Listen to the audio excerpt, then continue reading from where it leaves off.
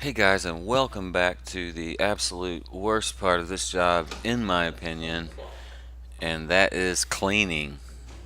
There are lots of ways to clean this stuff, and there's going to be some right ways and there's going to be some wrong ways, and regardless of what way I choose to do it, there's going to be someone that disagrees.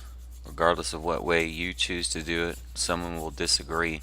There's a lot of disagreement on how you should clean these things. Uh, you need to clean all the ceiling surfaces. You need to use your brain a little bit. That's the main thing. It is an iron block, so it can take some abrasiveness, but you don't want to go crazy and pull out your 5,000 RPM sander with 200 grit sandpaper. Obviously, that wouldn't be using your brain. Uh, but it is an iron block. Like I said, you can get away with some stuff, but I'm not going to tell you how to clean this thing because someone's going to tell me I'm wrong. That's just the way it's going to be. Uh, if I use a red Scotch-Brite pad, someone's going to say that I shouldn't use that because the little pieces of it will fall into the engine. Yeah, that's a possibility, and I'm prepared to deal with that. Um, if we use a cookie wheel on a die grinder, that's definitely a cause for alarm because pieces of that could fall off into the engine, or it could do more damage to the engine than we want. I think there's just a lot of different ways and a lot of different opinions, and I'm not going to say anyone's right or wrong. But what I will say is that you just need to use your head. We're not wanting to do any sort of physical damage to the surface of the block here, but we do need to get everything clean. So I'm going to do everything here by hand. I may use a very mildly abrasive uh, disc, maybe on a drill. I'm not sure, but if you're doing it at home, you're probably not going to have anything like that. You're going to probably do it by hand like me. I like to start with a razor blade just to get the big stuff off. All the old RTV left on the intake sealing surfaces and any big chunks of gasket or any goo or anything like that that's left. I just like to use a razor blade just to get all that stuff off. Um, there are a couple good different tools and things like that you can use. Carbide scrapers are really nice for things like this. If you can find a good one with decent reviews, I'll try and put a link down in the description for one of those. Uh, Carbide scrapers are really good and they can get a lot of this stuff off quickly and save you a lot of headache and time and frustration. Um, but they're also very sharp and they can do damage, so you have to be careful with those.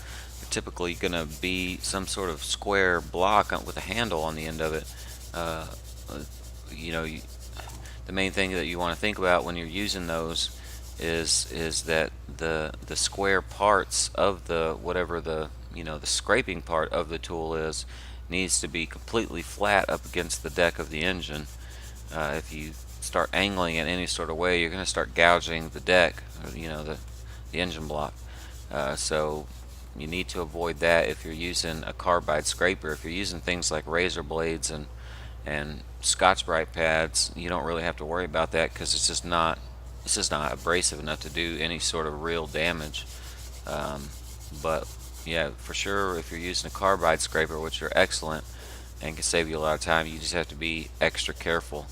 If you're using die grinders with roll lock disc and things like that, I'm not saying that that's wrong, and I've done that too.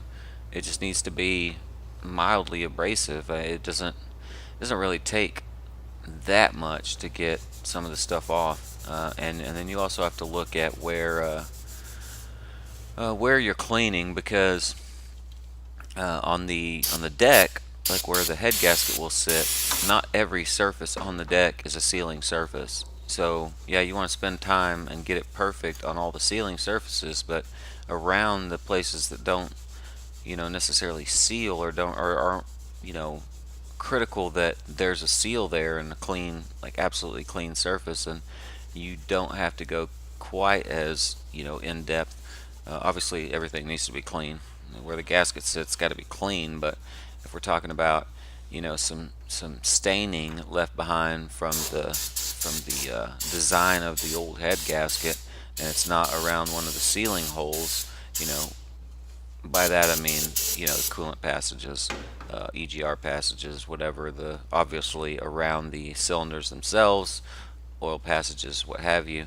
Those are all sealing surfaces that need to be 100% clean, debris free. Everything needs to be gone from those.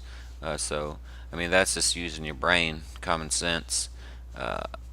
Some of the outlying areas, you know, around the edges where nothing's really has to seal necessarily, I'm not going to worry about getting it 100% pristine. You know, it's not a machine shop. We're cleaning ahead in the garage here, and regardless of what you're doing or where you're doing it, it's just not critical that certain parts be that 100%.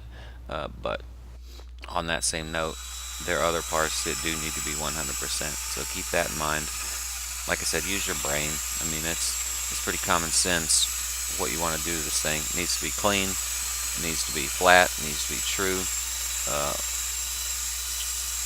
you should also uh, measure the deck once it's all clean to make sure that you know it's flat. I mean, it's pretty important. Using a straight edge and a feeler gauge, you can look at the spec, whatever it may be, like 3 or 4 thousandths of an inch. I don't honestly know on this block because it's a good iron block. It's pretty reliable, and it's not one that I even have any sort of worry about being not flat, or flat enough that it's gonna be out of spec anyway. I'm just not worried about it. So I didn't check this one, but it is a good habit to be. If you have a straight edge and feeler gauges, it's easy enough to look up the spec, check that out, make sure it's flat. It's all good. Once everything's clean, of course. So wrapping it up, guys, you're going to clean everything, not just the engine. Obviously the exhaust manifolds need to be cleaned, the intake manifolds, upper and lower. Upper manifold is plastic, should be pretty easy. The lower intake is aluminum, so you don't want to use any sort of machinery on that for sure. By hand should be fine on that. Valve covers, plastic, so that should be pretty easy to clean. Most of your efforts here are going to be spent on the engine itself, and where of course it's most critical. Of course everything's important to be clean, but this is definitely the most critical, where you want to spend the most time and brain power on using your noodle about what's dumb to do and what's smart to do, and how abrasive do you need to be. I use carburetor cleaner to clean the carbon out of the cylinders and off the tops of the pistons, and just to get a lot of the extra stuff away.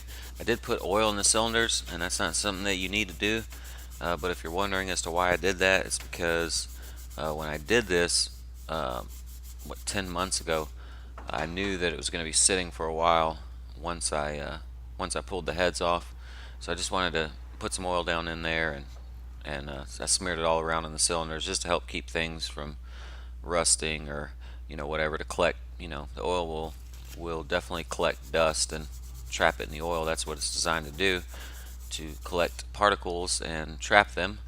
So that's kind of why I did that. It's not something that you need to do if you don't want, but I did that just because it was going to be sitting for a while. But other than that, we are going to be changing the oil once all this is done. So all this carburetor cleaner and brake cleaner and all that stuff that's getting here, and it's going to go down through the piston rings and down in the passages and stuff like that. We're going to drain all that out before we start the engine, so don't worry about that. So just get everything all cleaned up and nice and ready for your new gaskets, and hopefully you're taking your heads to the machine shop, which is definitely the smartest way to go. And it's kind of a lot of work to have to repeat, and do it twice if you have a cracked head and you didn't know about it or something like that. And so we will see you in the next part.